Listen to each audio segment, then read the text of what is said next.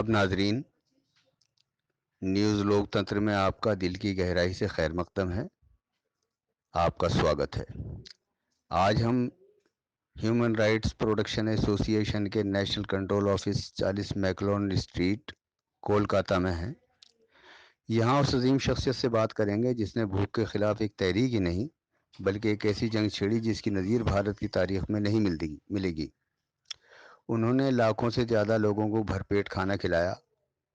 किस तरह खिलाया और कब तक खिलाया, इस तहरीक में उनको क्या क्या परेशानियां आईं, इस तहरीक का पस मंज़र क्या था, यानी वो कौन से हालात थे जिसने उनको फुटपाथों पर खुले आसमान के नीचे फटे हाल ज़िंदगी गुजारने वालों की तरफ मुतवज्जो करने पर मजबूर किया।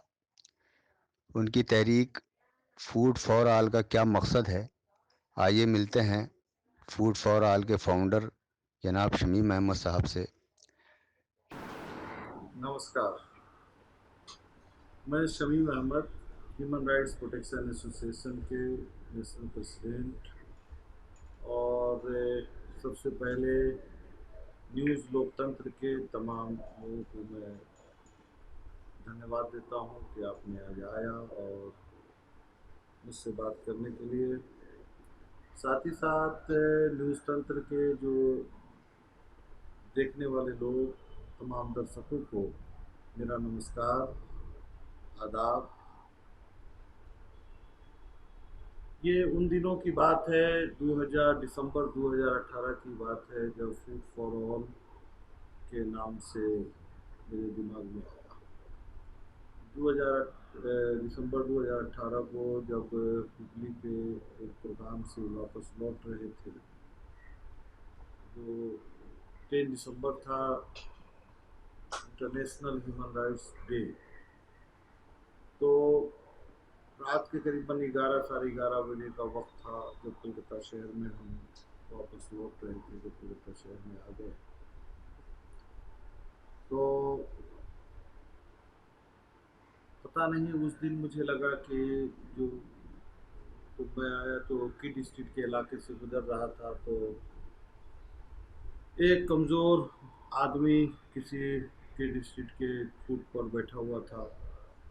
मेरी गाड़ी की लाइट उनके चेहरे पर पड़ा। मुझे लगा कि गाड़ी रुकनी चाहिए। मैंने आपसे कहा गाड़ी रुकवाया। पता नहीं क्यों मुझे लगा कि इनसे पूछना चाहिए, इनके बारे में जानना चाहिए। तो मैंने गाड़ी रोक कर पूछा। सबसे पहले खाने और पीने के बारे में पूछा, तो उन्होंने कहा कि मैं भूखा हूँ। और तब ड्राइवर साहब को मैंने कहा कि आप उनसे पूछा क्या खाएंगे आप जो मंगाते, तो मैं उनके लिए खाना जो है बनवाया, खाना और पानी का बोतल। वो शख्स, बूढ़ा आदमी बेचारा, सही से चल भी नहीं सकता था, मगर खुद के कोने में बैठा हुआ था। तो ड्राइवर को जब मैंने खाने के लिए भेजा, तो मैंने उस आदमी से बहुत सारी बातें होने लगी। मैंने पूछा कि भाई क्या बात है, यहाँ लोग आपको खाना देते हैं नहीं देते हैं? बोला, कभी मिलता है कभी नहीं मिलता है, कभी भूखा सोना पड़ता है, कभी दिन में मिल गया तो रात भूखा कटा, भूख से कट गया, कभी रात में मिला तो दिन भूखा कटा। पता नहीं उनको तो मैंने खाना दे दिया। देने के बाद जब घर वापस आए तो कई रोज़ तक मुझे इस बात परेशान करते रहा कि इंसानी मानवता के कई सेक्टर पे, कई महाज पे मैंने काम किया। ये महाज मुझसे छूटा हुआ था, तो मैंने ये कोशिश किया कि मुझे परेशान था कि मैं ऐसा क्या करूं जिससे फुटपाथ पर आने वाले लोगों को खाना इंतज़ाम किया जाए। हालांकि मेरे बस में नहीं था, और मेरे सोच से बहुत बड़ा प्रोजेक्ट था जिसको मेरे लिए करना मुश्किल नहीं बल्कि नामुमकिन मेरे लिए नामुमकिन महसूस कर रहा था। फिर भी हफ्ता 10 दिन का वक्त गुजरता, जैसे जैसे वक्त गुजरता जा रहा था वैसे उसी तरह मैं परेशान रहा कि क्या करूँ क्या करूँ। कई रात सो नहीं पाया इस परेशानी में। मुझे बिस्तर पर जाके भी नींद नहीं आ रही थी। फिर उसके बाद में मैंने जनवरी का महीना आया, तब मैंने अब फैसला कर लिया कि नहीं, मुझे फूड फॉर ऑल के नाम से शुरू करनी चाहिए। उसके बाद फूड फॉर ऑल के नाम से एक ठो मैंने गाड़ी किना और उसका नाम दिया 407 था। वो छोटा हाथी था, उसका नाम दिया फूड फॉर ऑल। आखिर वो दिन आया 11 फरवरी का, जिस दिन हमने 11 फरवरी का ऐलान कर दिया कि आज से फूड फॉर ऑल की आगाज़ होगा और फुटपाथ पर रहने वाले लोगों तक खाना और पानी पहुँचेगा। मगर जैसे जैसे ये फरवरी की 11 तारीख मेरे करीब आते जा रहा था, वैसी दिल की धड़कनें तेज हो रही थी। परेशान था कि ये चलाऊंगा कैसे, कैसे इस मुहिम को आगे ले जाऊंगा जब तक मेरे पास ऐसा कोई सारो सामान नहीं था। उसी दौरान मैं बीमार भी हो गया। ठीक प्रोग्राम के 2 रोज पहले मेरी तबीयत ठीक हुई। इसके बाद प्रोग्राम 11 फरवरी को सुबह घर से कुछ पैसे लेकर निकलता हूँ। सियालदह जाकर वहाँ चावल दाल और तमाम सब्जियाँ और तेल मसाला सारे सामान खरीदा। मेरे पास डेगची भी नहीं था बनाने के लिए खाना, ना उसके बड़ा बड़ा उसके 700 लोगों को खाना पकाना था, ज़्यादा मेरे पास डेगची भी नहीं था। तो मैंने भाड़े पे डेगची ले लिया, लेकिन मैंने कहा पहले शुरू तो किया जाए, जब आज की तारीख है तो शुरू होना ही चाहिए। तो कुछ डेगची भाड़ा पर मंगाया, बवाची रखा और शुरुआत शुरुआत हुआ। पहला दिन मैं बहुत परेशान रहा। पहला दिन 150 लोगों का खाना सड़क पर लेके गाड़ी लेकर निकला, और जो लोग फुटपाथ पर रहते थे उनको खोज खोज कर ज़रूरतमंदों तक खाना पहुंचाया जाता रहा।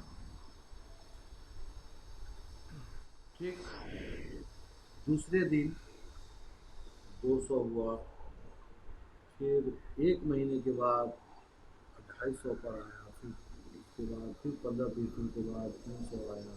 करते करते ये करीबन 6 महीने के अंदर ये 700 लोगों तक ये पहुंच गया। और गाड़ी ठीक 7 बजे, उस टाइम में ह्यूमन राइट्स प्रोटेक्शन एसोसिएशन का कंट्रोल ऑफिस आनंदोपाली सीआईटी रोड में हुआ करता था। तो वहाँ से गाड़ी निकलती थी और जो लोग फुटपाथ पर रहते थे उसे खोज खोज कर, उन्हें ढूंढ कर और खाना और पानी पहुँचाया जाता रहा। मुझे याद है कि 2018 से पहले मैं भी सोशल मीडिया पे रहा और न्यूज़ चैनल और पेपर पढ़ता ही रहता हूँ।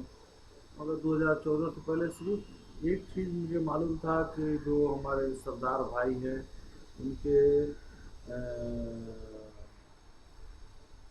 सरदारों का जो उनके जो अपना लंगर, उनका लंगर चलता था।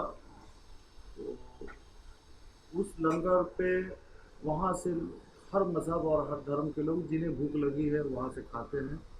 तो सिर्फ सरदार के यहाँ ये लंगर का रिवाज था।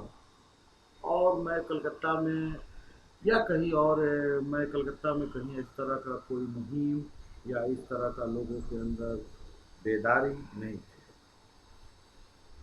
ये 7 महीने ये चलता रहा, 700 लोग खाना खाने लगे। 1 साल के बाद ठीक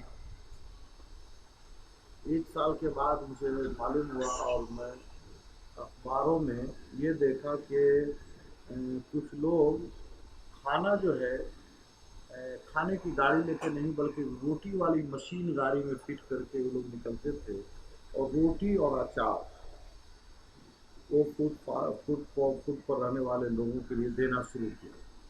तब मुझे लगा कि मेरी तहरीक और मेरा जो ये लोगों के अंदर जागरूकता लाने का जो मुहिम था, मुझे लगा कि नहीं, अब मैं कामयाबी की तरफ बढ़ रहा हूँ। और लोगों के अंदर जो बेदारी है, वो बेदारी इस बार बेदारी होना शुरू हो चुका था। देखते देखते जब 2 साल हुआ इस फूड फॉर ऑल का, तो एक बार साल कलकत्ता शहर में आ गया। लोगों के अंदर डेली फेसबुक पर मैं देखना शुरू कर दिया कि लोग गरीबों में खाना तकसीम कर रहे हैं, यहाँ तक कि स्कूल के बच्चे। मैं कुछ तस्वीरें तो ऐसा देखा, मैं हैरान रह गया कि कुछ बच्चे जो टिफ़िन जिनको घर से मिलता था वो टिफ़िन जो है वो नहीं खा के वो टिफ़िन गरीबों में वो टिफ़िन खिलाते थे और उसकी तस्वीर सेल्फ़ी खींच के वो बच्चे फ़ेसबुक पर डालने लगे, सोशल मीडिया पर डालने लगे। तब मुझे यकीन हो चला कि ये फूड फॉर ऑल की ये तहरीक कामयाब हो चुकी है। तो फिर ये वहाँ से ये सिलसिला चलते-चलते करीबन ढाई 3 साल तक मुसलसल ये फूड फॉर ऑल के नाम से चलता रहा। जब मुझे लगा कि नहीं, अब मुझे चलाने की ज़रूरत नहीं है, या ये भी कह सकते हैं कि अल्लाह ने, उस मालिक ने, जिस मालिक ने हिंदू, मुसलमान, सिख, ईसाई तमाम दुनिया के इंसानों को पैदा किया, पूरी कायनात, पूरी दुनिया का मालिक, शायद उस मालिक ने कुछ महीनों या कुछ सालों के लिए मुझे इस काम के लिए लगाया हो।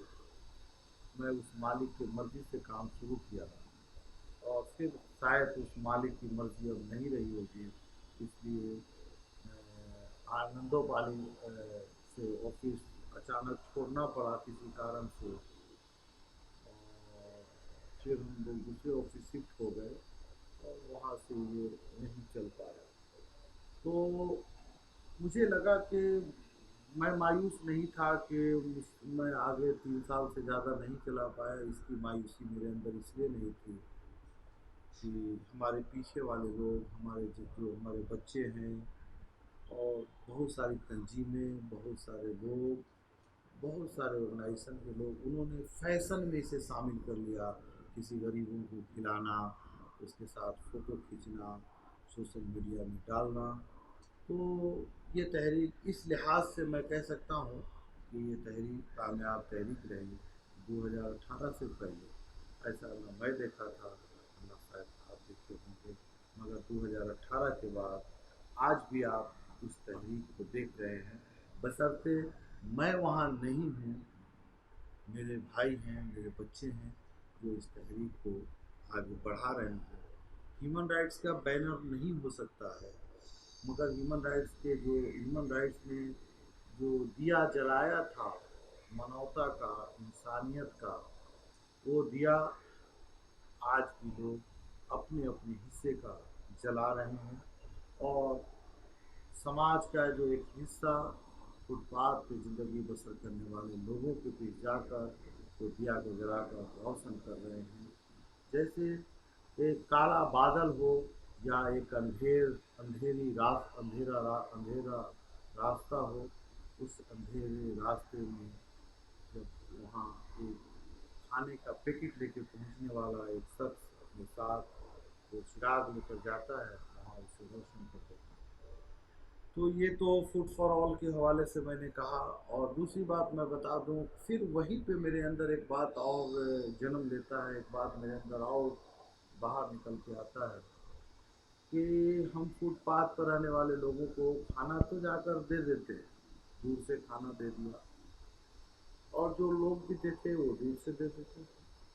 तो मैंने कहा ऐसा क्यों ना किया जाए, जो लोग फुटपाथ पर रहते हैं उनके साथ बैठ के खाना क्यों ना खाएं।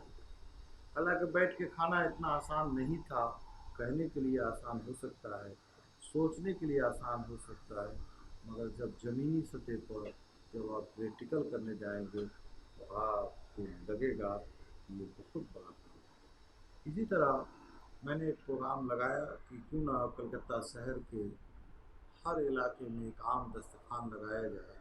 वो दस्तरखान फुटपाथ पर हो, और वहाँ के फुटपाथ पर रहने वाले, भीख मांगने वाले, कमज़ोर तबका, जिसके पास आप भीम खाते हैं, जिसके साथ बैठना पसंद नहीं करते, वहाँ पे आप जो है उनके साथ बैठ के खाना है। तो पहला प्रोग्राम हमने कलकत्ता शहर के इलाका मौला अली, यानी मौला अली के ठीक चौराहे पर पहला दस्तरखान मैंने लगाया। ये मेरी ज़िंदगी का पहला तजुर्बा था, और मुझे ये देखना था क्या ये तजुर्बा किस तरह होता है, क्या हम कामयाब होते हैं नहीं होते। तो शहर के बहुत सारे अमीर और बड़े लोगों को मैंने दावत दिया, मदऊ किया, और मैंने उनसे कहा कि आज खाना आपको उन लोगों के साथ खाना है जिनके साथ आप बैठना पसंद नहीं करते। अगर आपकी ख्वाहिश हो, मेरा मैं आपको दावत दे रहा हूँ, अगर आपकी ज़मीर अगर गवाही देता हो तो उनके साथ बैठ कर खाना, तो मैं उम्मीद करूँगा कि आप ज़रूर आएंगे। ठीक लंच का दावत था, खाना चावल और आलू पनीर की सब्जी और दाल, कुछ अचार, ये तमाम चीज़ें मैं वही खाना सर्व किया, मैं वही चावल सर्व किया जो मैं अपने लिए पसंद करता था। निरामिष खिलाना मेरे लिए मजबूरी था कि नॉन वेज ये नॉन वेज इसलिए नहीं किया, इसमें बहुत सारे हमारे हिंदू भाई भी हैं, उनका भी ख्याल रखते हुए, ताकि बहुत लोग नॉन वेज पसंद नहीं करते हैं और शुद्ध खाना पसंद करते हैं, तो मैं शुद्ध शाकाहारी का भोजन देने का शुभ। यहाँ कोई मज़हब नहीं था, कोई धर्म नहीं था, एक भूख के खिलाफ एक जंग था। ये जंग सिर्फ और सिर्फ भूख का था, कि भूख से कैसे लड़ा जा सकता है। मुझे खुशी इस बात की हुई जब दस्तरखान लगाया गया, तो मैंने देखा कि पचासों लाख की गाड़ी पर चलने वाले लोग भी इस मुहिम में शामिल हुए। सुप्रीम कोर्ट के लॉयर से लेकर बड़े डॉक्टर्स, बड़ी कंपनी में रहने वाले डायरेक्टर, कुछ पुलिस के आला अफसर, बड़े अफसर, बैंक का मैनेजर, जनरल मैनेजर तक के लोग इस मुहिम में शामिल हुए। और वहाँ पे गंदा मैला कुचैला रहने वाले गरीब के साथ ज़मीन पर दस्तरखान लगता है, वहाँ लोग बैठते हैं, और सब एक गरीब आदमी, फुटपाथ पर रहने वाला, एक शहर का अमीर आदमी, एक गरीब आदमी, एक अमीर आदमी, इसी तरह से दस्तरखान लगता है। और उस दिन तकरीबन 300 लोग उस दस्तरखान पर बैठते हैं और खाना वहाँ शुरू होता है। अब बहुत ही शौक से लोग खा रहे थे। बड़े बड़े लोग उन गरीबों के साथ खाते हुए अपनी सेल्फी खींच रहे थे। तो दरअसल मैं बात कर रहा था फूड फॉर ऑल पे। और लास्ट जब हम लोगों ने शुरुआत किया, जहाँ सारे अमीरी और गरीबी के जो फासले थे और उसे कैसे दूर किया जाए, उसके लिए हम लोगों ने एक आम दस्तरखान लगाया। और लगाने के बाद बड़े उत्साह के साथ कलकत्ता शहर के बहुत सारे अमीर आए, बड़े बड़े लोग इसमें शामिल हुए और एक ही दस्तरखान पर बैठे, और अमीर और गरीब बैठ कर दस्तरखान पर खाना खाया। तो ये मुहिम जब वहाँ शुरू हुआ, तो उसके बाद सोशल मीडिया बोलिए, अखबार बोलिए, पूरे हिंदुस्तान के हर अखबार ने इसे बड़े अहतमाम से इसे शाया किया और छापा हुआ। उसके बाद दूसरा हफ्ता हम हर सैटरडे संडे संडे इस प्रोग्राम को रखते थे। तो फिर दूसरा प्रोग्राम राजा बाज़ार के चौराहे पे हुआ। राजा बाज़ार के चौराहे पर जो प्रोग्राम हुई, वो मुझे ऐसा लगा कि तारीख का वो शायद एक बड़ा हिस्सा था वो प्रोग्राम, जिसमें जिन लोगों को हमने दावत नहीं दिया था, और अखबार में ये थी कि जिन हजरात को गरीब कमज़ोर लोगों के साथ अगर बैठ के खाने की ख्वाहिश हो, खाना खाना चाहते हों, वो इसमें शरीक हो जाए, शामिल हो जाए।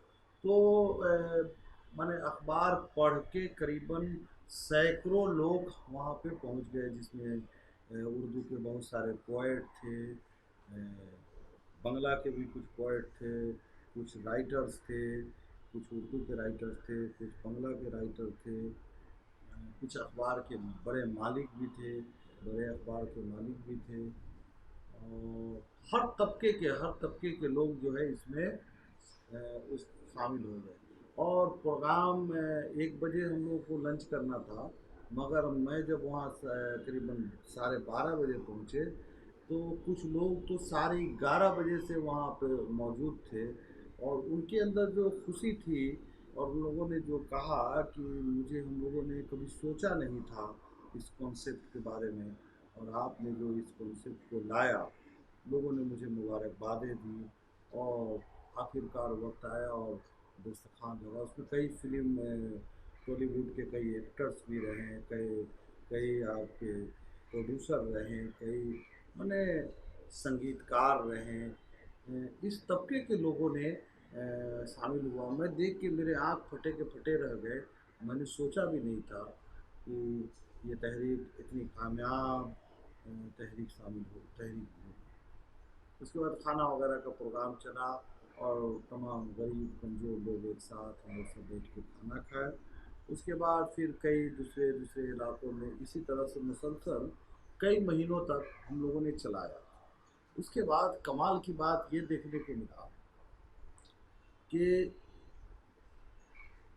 कई वीडियो मेरे पास आए, कई सोशल मीडिया पे फ़ोटो देखने लगा, कई अखबारों में फ़ोटो छप रही थी कि देख रहा था लोग फुटपाथ पे खाना 2 पैकेट लेके जा रहे हैं, 1 पैकेट लेके जा रहे हैं, खुद साथ में बैठ के खा रहे हैं और उनको भी खिला रहे हैं, खुद बैठ के खा रहे हैं, उनसे बातें कर रहे हैं। इस तरह की जो वीडियो और तस्वीरें आने लगी, तो मैं आपको बता दूं कि ये तहरीक का सबसे कामयाब इसे कहा जा सकता है।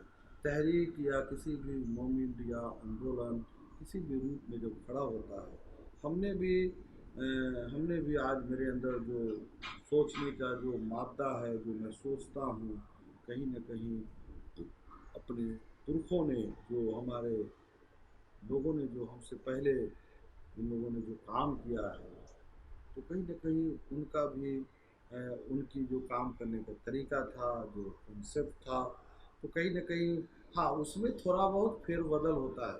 जैसे कि आज मैंने एक पूरा दस्तरख़्वान लगाया, 100-200 लोग बैठे, हो सकता है कि आने वाली पीढ़ी, आने वाली नस्लें, हमारे बच्चे पूरा दस्तरख़्वान नहीं लगाएँ, मगर वो 2 लोगों को ही खाना अगर खिलाते हैं, तो ये तहरीक की कामयाबी है। और यही नहीं, उसके बाद कुछ लोग जब ये चल ही रहा था, तो उसी के दौरान कुछ लोग मेरे पास आके कहने लगे कि जनाब, हम लोग किसी के सामने भीख नहीं मांग सकते, किसी से मुतालबा नहीं कर सकते, हम सफ़ेद पोश हैं। पहले मेरी हालात बहुत अच्छी थी, आज हालात हमारी ख़राब है, घर में फकाकसी का आलम है। तो अगर आपकी मदद हो जाए, तो हमने कहा कि अब आपको आने की ज़रूरत नहीं है।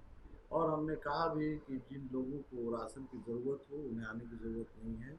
ऑफ़िस के नंबर पर फ़ोन करें, अपना एड्रेस, अपना पता लिखवा दें और उनके घर में कितने लोग हैं वो लिखवा दें, ताकि उनके घरों में राशन हम लोग पहुँचा दें। तो इस तरह से करने के बाद कलकत्ता शहर के करीबन 30-35 फैमिली को बढ़ते 100 फैमिली बढ़ा और उसको हम लोगों ने फ्री राशन देना शुरू किया। राशन की एक किट बनाया करते थे हम। 25 किलो चावल, 5 किलो आटा, 1 किलो दाल, 3 किलो तेल, खाना पकाने वाला तेल, नमक, साबुन, सरफ, तमाम वो चीज़ें जो कच्चा सामान छोड़ के तमाम चीज़ें उनके घर किट बनाकर और मैं अपने लोगों के साथ उनके घर में पहुंचवाते थे। तो जो लोग घर लेके जाते थे, तो आस पड़ोस के लोग से अगर कोई एड्रेस पूछ लिया, नाम पूछा, तो बोला अरे क्या है। तो हमारे लोगों को मैंने बता रखा था कि अगर कोई भी पूछे तो कहना कि इन्होंने राशन दुकान में अपना सामान लिखवाया था, तो राशन दुकान वाले ने सामान भिजवाया है, ताकि लेने वालों की गैरत में नहीं लगे और आस पड़ोस के लोग ये भी ना समझे कि ये किसी से कहीं से मांग के ला के इसका घर चल रहा है, बल्कि वो वक़ार की तरह उस मोहल्ले में, उस समाज में अपनी ज़िंदगी गुजार सके।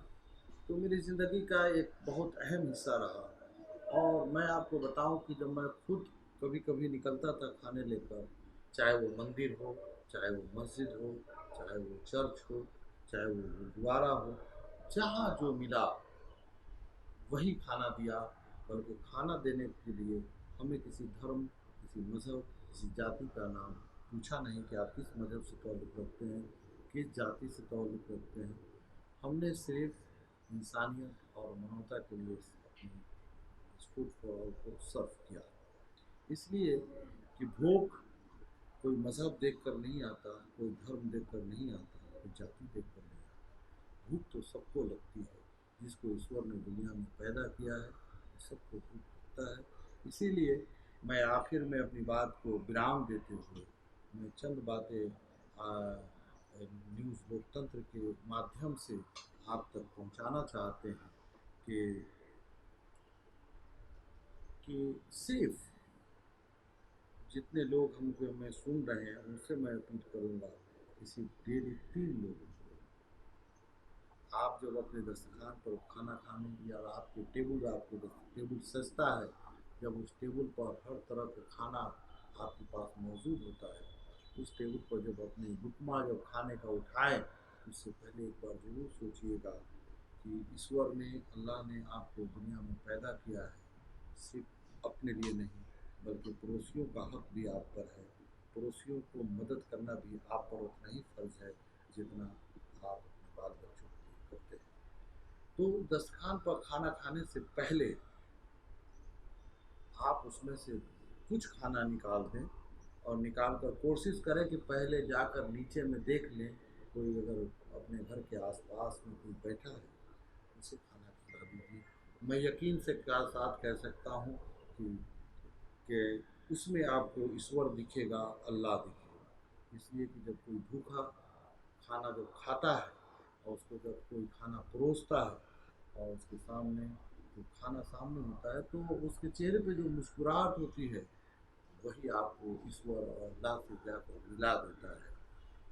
इसीलिए फिर एक बार अपील करूँगा कि केवल 3 लोगों की मदद करें और इस तहरीक को आप जारी रखें ताकि ताकि हमारे बच्चे, आने वाली नस्लें इसे सबक हासिल करें। और इसलिए कि अल्लाह ने हमें और आपको दिया है, मगर दिया है तो हिस्सा उन लोगों का भी है जो लोग सड़कों पर हैं, जो जो चल नहीं सकते, किसी से मांग नहीं सकते, वो लोग आपके इंतज़ार में हैं। प्लीज़ बराए मेहरबानी इसे भूलिएगा नहीं, इसे याद रखिएगा। कोई भूखा है, घर के बाहर है, जो आपका इंतज़ार कर रहा है। प्लीज़ हाथ जोड़ कर मैं कहता हूँ, ज़रूर अपने घरों से 2 रोटियाँ लेकर ज़रूर जाकर किसी को खिला दें। इससे ईश्वर खुश होगा, अल्लाह खुश होगा। इसी के साथ मैं न्यूज़ न्यूज़ लोकतंत्र के तमाम टीम को, कैमरामैन और जो हमारे रिपोर्टर आए हैं मुझसे पूछने के लिए, उनका मैं धन्यवाद देता हूँ, शुक्रिया अदा करता हूँ।